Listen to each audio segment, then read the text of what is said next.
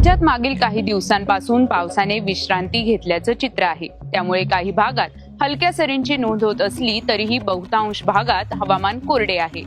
राज्यात पाऊस पुन्हा गायब। येलो अलर्ट फक्त या जिल्ह्यांसाठी। आता शेतकरी झाला हतबल। राज्यात मागील काही दिवसापासून पावसाने विश्रांती घेतलेले चित्र दिसत आहे।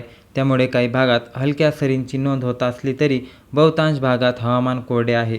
पुढील 4 ते 5 दिवसात राज्यात सर्वदूर पावसाची शक्यता कमी असून काही भागात कमाल तापमान 1 ते 2 अंशांनी वाढ होईल असे हवामान विभागाने सांगितलेले आहे।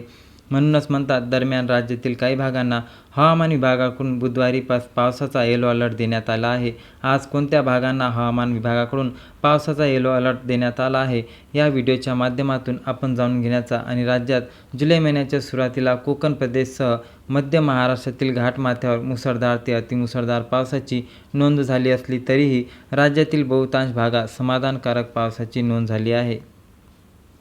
दरम्यान राज्याच्या बहुतांश भागात उन्हाळा झळा लागला असून मागील 24 तासात राज्यातील अनेक भागात पावसाची नोंद झालेली आहे।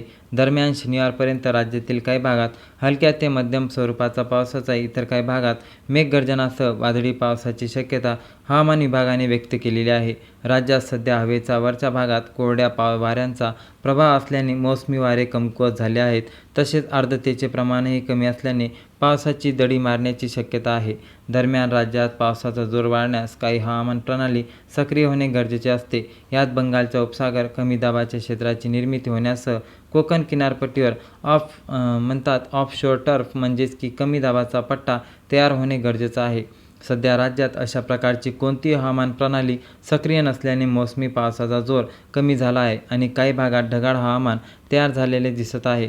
तरीही पावसाचं प्रमाण कमी राहील असे हवामान अभ्यासकांचे मत आहे। दरम्यान 19 ते 20 जुलैनंतर राज्याच्या हवामान बदल होणार असून अंदाज त्यामुळे कोकण, मध्य प्रदेश तसेच की लक्षात घ्या काही भागात पाऊस पडण्याची शक्यता असली तरी राज्याच्या अंतर्गत भागात पावसाची शक्यता कमीच राहील असा अंदाज व्यक्त केला जात आहे। रायगड, ठाणे, पुणे घाट विभाग, अहिल्यानगर, छत्रपती संभाजीनगर, जालना आणि नाशिक घाट विभाग यांची यादी बहुतांश बुधवारी हवामान विभागाकडून पावसाचा येलो अलर्ट देण्यात आलेला आहे।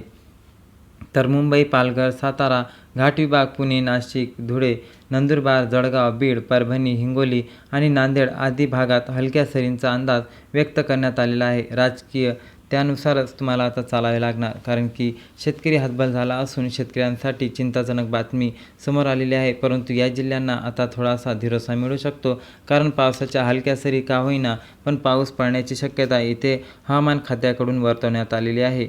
म्हणूनच हवामान खात्याकडून आलेल्या बातमीनुसार आता तुम्हाला दिलासा मिळणार आहे। परंतु उर्वरित जिल्ह्यात कधी पाऊस पडणार याची आपण पुढच्या व्हिडिओच्या माध्यमातून हवामान अंदाज देऊ। अजून अशा क्रीडा, कला आणि इतर क्षेत्रातील बातम्या, योजनाच्या आणि महाराष्ट्र न्यूज चॅनलला नक्की सबस्क्राईब करायला विसरू नका। जय हिंद, जय महाराष्ट्र, धन्यवाद।